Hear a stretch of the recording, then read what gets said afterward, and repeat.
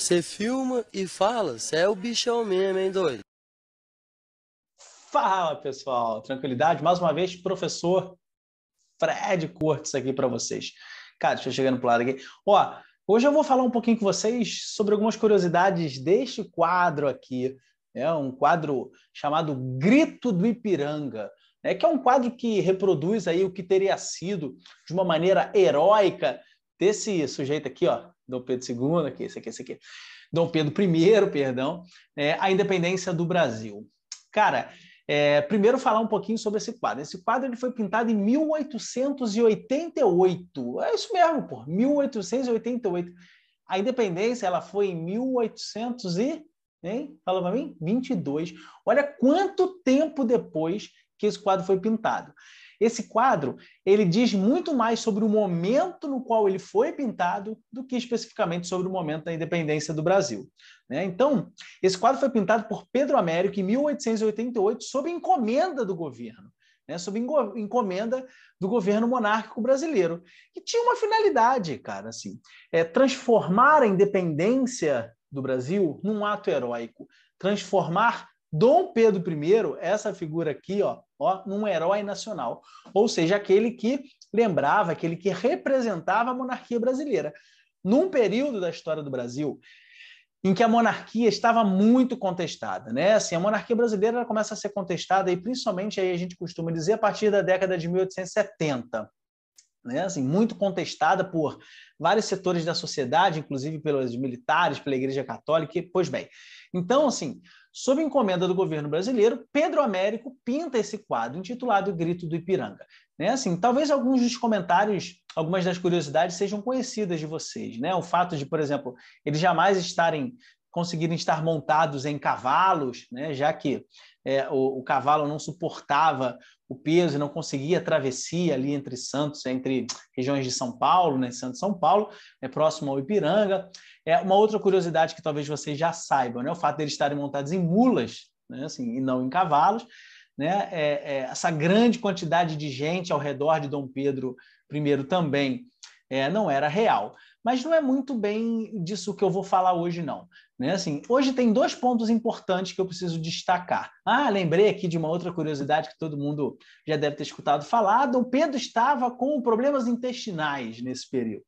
Então, muito irritado, ele teria então proclamado a independência do Brasil.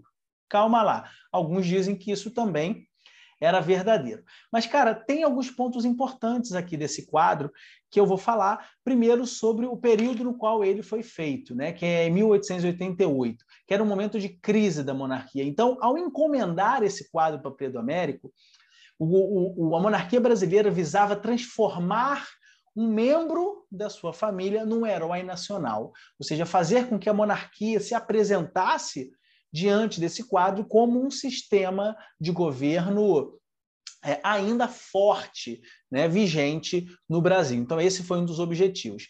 Tem um outro ponto interessante, que é a presença aqui, de militares, cara, militares vestidos em traje de gala, né? Assim, eles representavam aí uma espécie de uma guarda pessoal de Dom Pedro I, que, diga-se de passagem, nem existia na época ainda essa guarda imperial, né? Mas eles vão representar aqui o exército, como quem quer dizer o seguinte, cara, o exército está do lado da monarquia, né? Olha o exército aqui participando desse ato importante feito pelo monarca, né? Então, assim, interessante a gente observar em algumas imagens, né, quadros, pinturas e até fotografias, como há sempre, ou melhor, como pode existir por trás da divulgação dessa imagem um objetivo diferente, né, que em muitos casos diz a ver ao momento em que aquilo foi feito. No caso desse quadro Grito do Ipiranga, né, havia dois objetivos principais: transformar Dom Pedro I num herói, ou seja, a monarquia como um sistema de governo heróico para o Brasil, né,